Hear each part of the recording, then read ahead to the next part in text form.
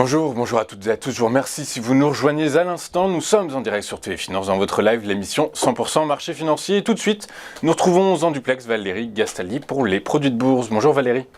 Bonjour Louis-Antoine. Bonjour, merci beaucoup d'être avec nous Valérie ce matin. Je rappelle que vous êtes stratégiste chez Day by Day. Valérie, le marché ce matin, on assiste sur le CAC 40 à une prise de bénéfices logique après 3 séances consécutives de baisse et notamment la hausse importante d'hier. Est-ce que selon vous, le rebond observé donc ces dernières séances pourrait se poursuivre malgré cette prise de bénéfices d'aujourd'hui ? Écoutez, oui, a priori, on a encore un beau potentiel de hausse devant nous. Pourquoi ? On a un CAC 40 donc, qui avait une zone de support à 5760, 780, cette zone des plus bas du mois de mars, puis du mois de juin-juillet. Le marché a passé 4 jours, en gros, la semaine dernière, sous cette zone.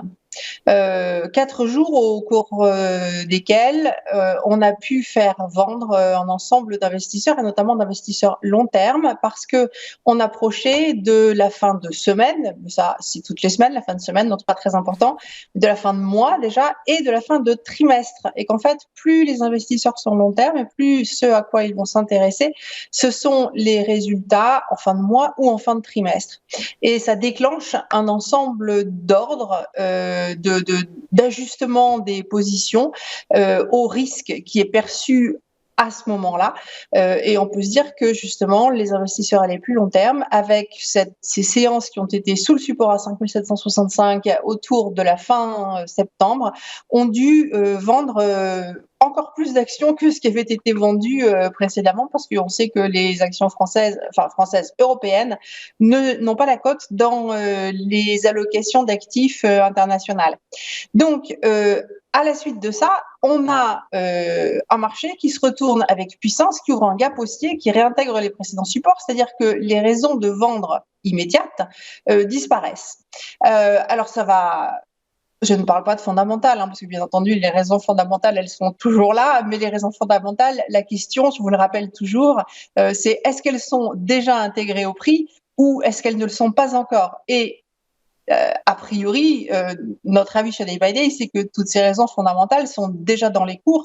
On les connaît toutes depuis un bon moment et donc c'est plus la peine de s'en soucier. Il faut attendre peut-être qu'il y ait d'une fondamentale qui s'empire encore, mais on pourrait aussi tout à fait avoir du fondamental qui s'améliore dans les semaines qui viennent et qui donc viennent alimenter cette reprise haussière. Donc en tout cas, en termes purement techniques, parce que c'est ça qui nous intéresse, à partir du moment où on réintègre ce support à 5765 et qu'on se maintient au-dessus de ce niveau, on va pouvoir viser des retours entre 6304 et 6608. Mais 6600 n'aurait rien de surprenant parce qu'en fait, à partir du moment où on considère qu'on a réintégré l'espace d'évolution que l'on avait depuis le mois de mars, on doit retourner sur le haut de cet espace d'évolution. Alors bien sûr, il peut y avoir des choses contraires qui se produisent, mais enfin, l'esprit, pour le moment, c'est ça pour ce mois d'octobre qui démarre. C'est ça, un esprit donc de reprise haussière. Et avec cet esprit, quelle valeur vous avez sélectionné, Valérie ? Bon, alors écoutez, c'était pas facile de sélectionner quelque chose parce que tout est à l'achat. 85% des valeurs sont à l'achat. Alors j'ai ignoré complètement le fait qu'on était dans une situation de marché un petit peu particulière pour aller chercher une valeur qui de toute façon, je la trouvais intéressante avant qu'on ait ce point bas de marché. C'est Ferrari, voilà l'évolution des 5 dernières années sur Ferrari. Et vous voyez qu'en fait, elle est toujours dans une tendance haussière. On a la ligne verte qui grimpe, c'est la moyenne mobile 100 semaines. À chaque fois qu'on l'enfonce un petit peu, ça s'est déjà produit plusieurs fois, après, on va chercher de nouveaux sommets.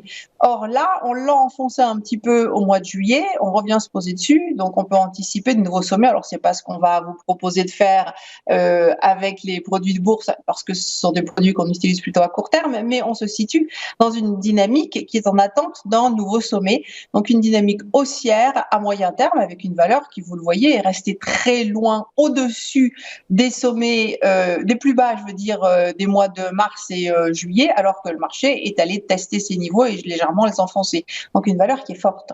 Une valeur forte. Et vous avez calculé quel objectif alors sur Ferrari?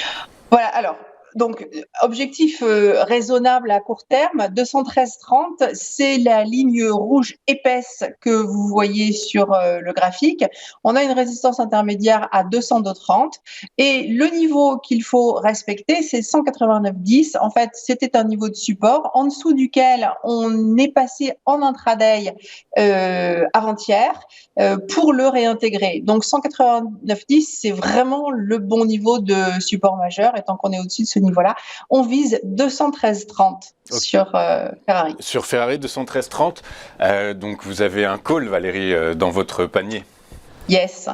34,69 T le call avec un levier de 8,58, une barrière désactivante à 184,20. C'est un turbo illimité call. Donc le prix d'exercice est différent de la barrière désactivante, mais ce à quoi vous devez être attentif quand vous choisissez le produit, c'est la barrière désactivante parce que sous cette barrière, le produit ne vaut quasiment plus rien. Enfin, justement, il va valoir la différence entre le prix d'exercice et la barrière désactivante, mais c'est quand même pas extraordinaire. Si vous envisagez que ce mouvement de marché soit un dead cat bounce, comme on dit pas en français, un rebond du chat mort, choisissez un put H284T. Il n'y en a pas beaucoup des puts sur Ferrari. Le plus gros levier, c'est celui-là, c'est 3,62 avec une barrière désactivante au-dessus de 238. Elle est très loin. Mais si vous pensez que le marché va baisser, ne choisissez pas Ferrari, choisissez une valeur beaucoup plus faible que Ferrari, je sais pas moi, Vallourec, Air France, etc. Très clair, merci Valérie. Merci Valérie pour cette analyse de Ferrari et puis vos précieux conseils sur ce rebond du chat mort qui pourrait finalement vous inciter à regarder d'autres valeurs que Ferrari. Je vous rappelle que ces produits sont très spéculatifs, que l'AMF les classe dans la catégorie sec, qui sont destinés aux investisseurs aguerris. Merci beaucoup Valérie d'avoir été avec nous ce matin. Je rappelle que vous êtes stratégiste chez Day by Day.